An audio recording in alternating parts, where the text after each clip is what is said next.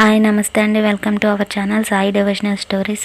అందరూ ఎలా ఉన్నారు? బాగున్నారా ఫ్రెండ్స్? నేనైతే చాలా బాగున్నాను. మీరు ఇచ్చే సపోర్ట్తో ఇంకా మంచి మంచి వీడియోలను అయితే చేయడానికి ఒక మంచి వీడియోతో మీ ముందుకైతే వచ్చేసాను. ఈరోజు వీడియో ఏంటంటే, రామ మందిరం అంటే సీతారాముల లక్ష్మణులు విగ్రహాలను ప్రతిష్ఠ చేస్తామని చాలామంది అనుకున్నాం అయోధ్యలో. అయితే బాలరాముడిగా అదే రామ్లల్లాగా ప్రతిష్ఠించిన దాని గురించి చాగంటి గారు ఏ విధంగా వివరించారో ఇప్పుడు తెలుసుకుందాం. లేట్ చేయకుండా వీడియో అయితే స్టార్ట్ చేస్తాను.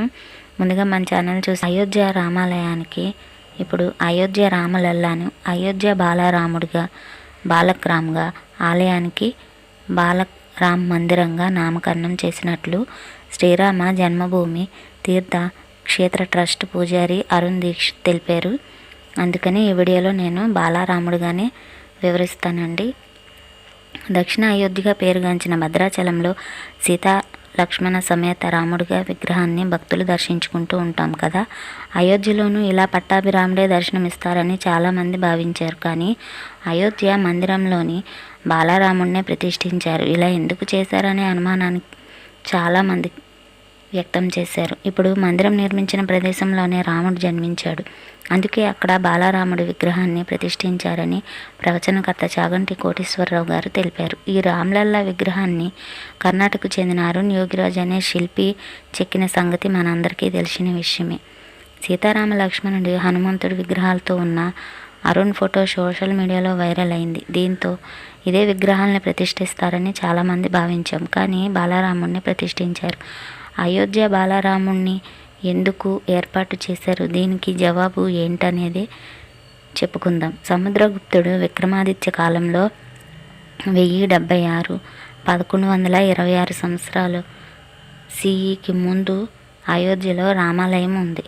అప్పుడే రామ్లల్లా అని 5-6 అంగుళాల బాలరాముడు మూర్తి ఉండేది. కాలక్రమేణా గుడి ఆక్రమణలు జరిగిన తర్వాత అక్కడే అయోధ్యలో తవ్వకాలు జరిపితే అదే బాలరాముడు మూర్తి బయటపడింది. అంటే దాని అర్థం ఇది మన చరిత్ర కదా, మనం మళ్ళీ అదే స్థలంలో రాముల వారి కోసం ఆలయం పునః నిర్మిస్తున్నాం కదా, అప్పుడు ఎవరికి ప్రాణ ప్రతిష్ఠ చేయాలి? మన చరిత్రను పరిగణలోకి తీసుకుని అదే బాలరాముల వారికి కదా ప్రతిష్ఠించాలి. అందుకే బాలరాముల వారికి వయసు 5 నుంచి 8 సంవత్సరాల మధ్య ఉండే మూర్తిని చెక్కారు. అయోధ్యలో బాబ్రీ మసీదు లోపల 1949వ సంవత్సరంలో రాముడి విగ్రహం కనిపించింది. దీంతో ఉద్రిక్తలు జరిగాయి. అయోధ్య స్థలంలో రామ మందిరానిదా మసీదుకి చెందుతుందా అనే విషయమై దశాబ్దాల తరబడి న్యాయ పోరాటం జరిగింది. మసీదులో కనిపించిన ఆ రాముడి విగ్రహాన్ని ఇంతకాలం పాటు ఒక టెంటులో ఉంచి పూజలు చేస్తూ వచ్చారు. త్వరలోనే ఈ విగ్రహాన్ని సైతం లోపల బాలరాముడికి ఎదురుగా ఉంచనున్నారు. ఇందుకోసం పూజా క్రతువులు కూడా నిర్వహిస్తారు. అంతేకాదు అయోధ్యలో రామ్లల్లా విగ్రహాన్ని ఏర్పాటు కోసం 3 శిల్పులు విగ్రహాలను చెక్కారు.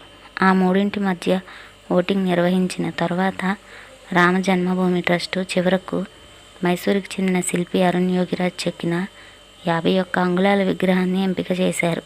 ఈ విగ్రహాన్ని 250 కోట్ల సంవత్సరాల వయసున్న ఒక కృష్ణ శిలతో చెక్కారు. రాజస్థాన్కు చెందిన సత్యనారాయణ పాండే అనే మరో శిల్పి చెక్కిన పాలరాతి విగ్రహం కూడా ఆలయ ట్రస్ట్ వద్దనే ఉంది. ఈ విగ్రహాన్ని సైతం అయోధ్య రామాలయంలో మరో చోట కర్ణాటకకు చెందిన గణేష్ భట్ మరో శిల్పి సైతం బాలరాముడి విగ్రహాన్ని చెక్కారు. అయోధ్యలో రామాలయం మొదటి అంతస్తులో గర్భగుడిలో బాలరాముల వారిని ప్రతిష్ఠించారు.